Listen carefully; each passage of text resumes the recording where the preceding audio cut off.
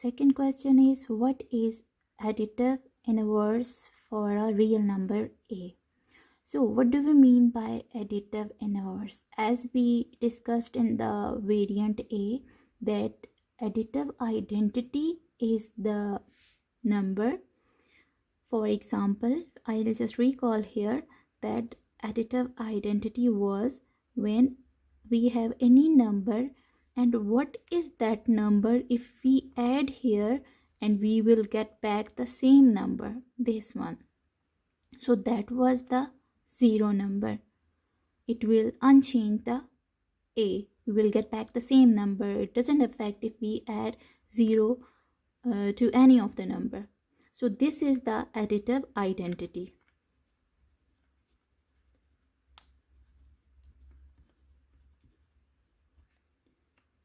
Now here this question is about additive inverse. Now additive inverse is a number. Let us take any arbitrary number here, a. It is also given in the problem that what is the additive inverse of a real number a. So now we are given a number a, that is any arbitrary number. Here we can take any particular number as well, so we will take that later. Now what is a number which we add to this number, we will get back the additive identity, and additive identity is 0. So I just want to let you know that additive inverse is a number whenever we add that number to any of the number, any arbitrary number a, we will get back the additive identity. And we know that additive identity is 0, and here what is that number? We need to find that number which we can substitute here, and we will get back the additive identity, that is a 0. So here we can check all of the options, and it is very easy to observe that we will just take the negative a, it will be cancelled out, and we will get back 0. So this means this was the additive inverse. So additive inverse will be this number. We will circle the option second. So this is the right option. And here I'll take another example just to make it more clear, that if we have any arbitrary number 2, now what is a number which we add to this number and we get back the additive identity, that is a 0. So what is that number? Definitely that is negative 2. That will give us additive identity. So for 2, this was the arbitrary any number here a. In general we have taken there a, but if we take a particular number 2, for that 2 we will have the additive inverse negative 2, because when we add this number to that number 2, we will get back the additive identity. Similarly for negative 2, if we have a negative 2 number, what would be the additive inverse for that number? Here again condition applies that such number which we add to this negative 2, we will get back the additive identity. So here this time we will take positive 2, because we know that when we add the positive 2 with this number, we will get back the additive identity. So in this way, it was really easy, that additive identity for any of the number, either it is positive or negative or any arbitrary number, that was a 0. And now here it is also not difficult, but for each number it could be different. And what is that? That is the opposite of that number, negative of that number. Here again it was a, then the negative a is the additive inverse. For 2, negative 2 is the additive inverse, and negative 2 is the additive inverse. Similarly for 3, negative 3 is the additive inverse. For negative 5 is the additive inverse. Now in the third question we are asked about the domain of this function, that is 1 upon x plus 1, and we know that this is actually the rational function in form of p of x divided by q of x, and this p and the q both are the polynomial of x, and where q of x can be 0. So now we need to find the domain of this function. Now this kind of function, we already know that the denominator can be 0. So how we can find the domain of this function? So we will take the denominator and we will set that it can be 0.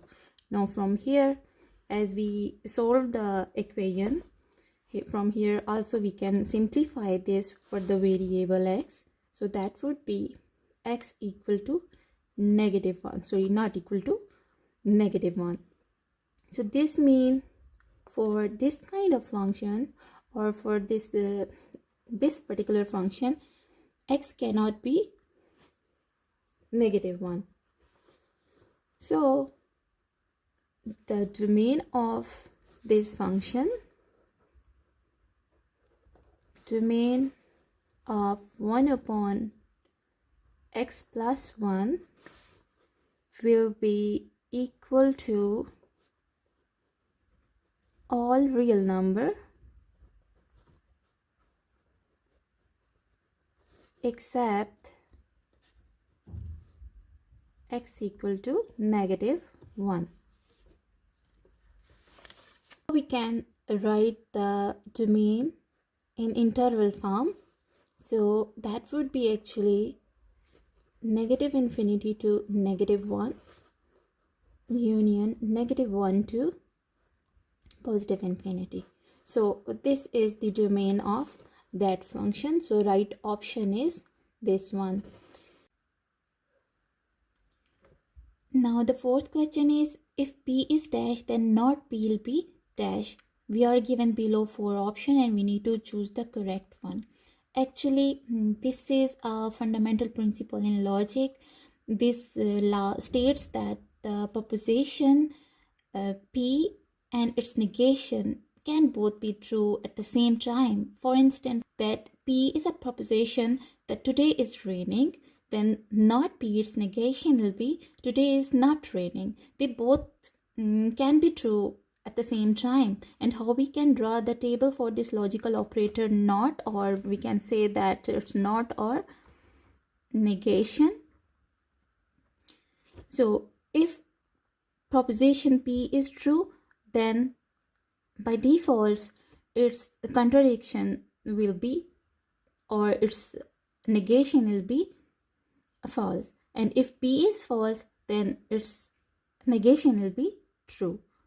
So here, if you can check that here, the both A and B options are the correct. So the C option will be the right option. Now the last one, question 5th is, Sarfaraz bought a sweater for 2000 euro and later on he sold it for 8000 euros.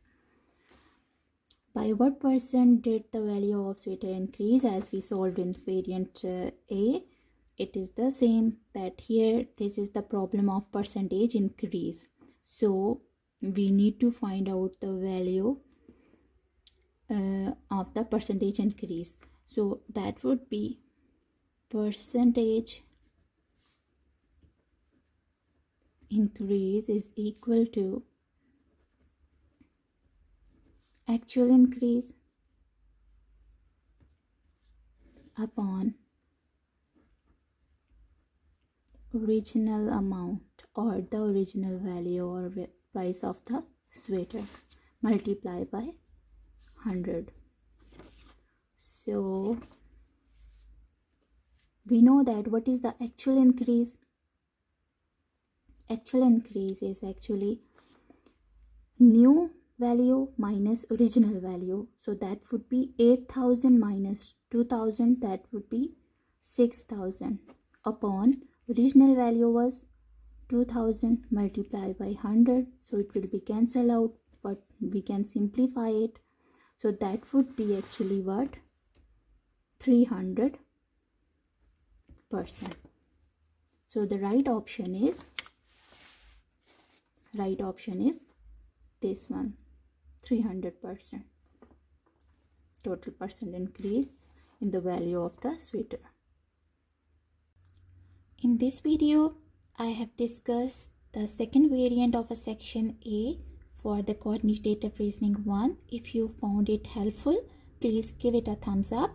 Feel free to share any suggestion or topics you would like me to cover in the comment section. Thank you for practicing your math skills with me. See you in the next video.